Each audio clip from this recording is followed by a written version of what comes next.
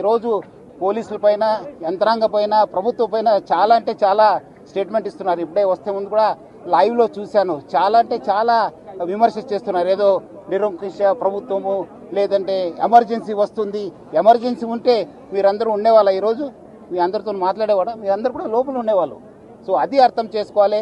చట్టం తను పని చేస్తుంది. డెఫినెట్లీ చట్ట భాగంగా ఏమైనా మనం డెఫినెట్లీ పోతాను, మనము అక్కడ సెర్చ్ చేస్తాను, కావాల్సిన వాళ్ళు అరెస్ట్ చేస్తాను, చట్టం ముందు పెడతాను, అప్పుడు చట్టం చూసుకుంటుంది.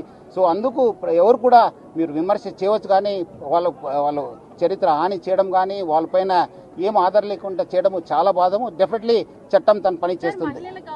అంటున్నారు కదా, రాత్రి ఎన్టీవీ దేవి ఇంటికి వెళ్ళి చాలా అసభ్యంగా బిహేవ్ చేశారని ఆమె చెప్తుంది. ఎన్టీవీ సీఓ వాళ్ళ వైఫ్ తోని కూడా చాలా అసభ్యంగా బిహేవ్ చేశారు. ఇది పోలీసింగ్, కరెక్ట్ పోలీసింగ్ అని అనుకుంటున్నారా? అంటే వాళ్ళు ఎందుకు కావాల్సిన వాళ్ళు కాదా? మనం పిలిపిస్తే రావాలి కదా. వాళ్ళు కాకుండా ఈరోజు ఒక మీ రిపోర్టరు మనం ఎట్లా పోవడానికి, రాత్రి పోవడానికి ప్రయత్నం చేశారు. ఏ ఆధార్ పైన పోతున్నారు? 5:30 టికెట్ బుక్ చేసి బ్యాంకాక్ పేరుతో వెళ్తున్నారు.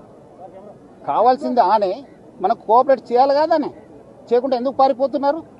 ఎందుకు పోతున్నారు?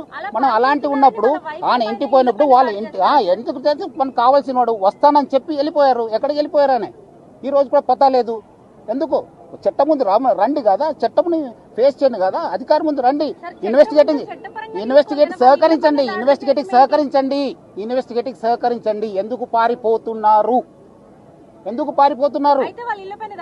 ఏం కావాల్సింటే తీసుకొస్తారండి, చట్టంలో ఉంది. కావాల్సింది అంతే, నోటీస్ ఇస్తాను, రావాలి. వచ్చినప్పుడు మనకు పోతాను, ఇన్వెస్టిగేషన్ ఏం ఆధారం ఉంది దాని ప్రకారం చేస్తాను. మనం అదేం అట్లా ఏం లేదు, మనకు కావాల్సిన వాళ్ళు రావాలి, తీసుకొస్తాను. ఏముంది చట్టం?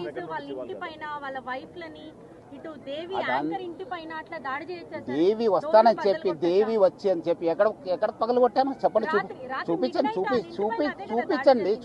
వస్తానని చెప్పి సెల్ స్విచ్ ఆఫ్ చేసుకుని వెళ్ళిపోతే ఎట్లా? కావాలి కదా.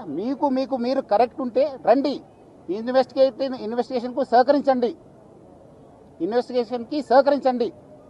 మీరు తప్పు చేయకపోతే ఎందుకండి భయము? ఎందుకు భయము? మహిళా ఆఫీసర్ని ఇట్లా పరిస్తారా? ఏం ఆధారం ఉంటుంది మీ దగ్గర?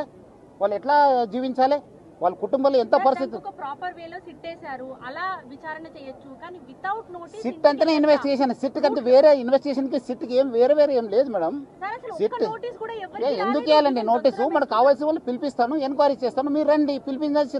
పిలిపించినట్లు రావాలి కదా. ఎందుకు పారిపోతున్నారు? ఏదో నేను బ్యాంకాక్ వెళ్తున్నాను సార్, నేను ఇప్పుడు మీ సిఇఓ గారు ఎక్కడ ఉన్నారండి? రావాలి కదా.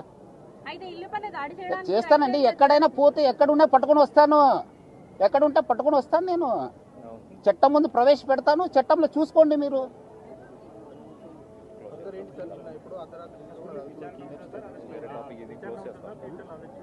ఏది చట్టం తన పని చేస్తుంది. కావాల్సిన వాళ్ళందరూ కూడా తీసుకొస్తాను.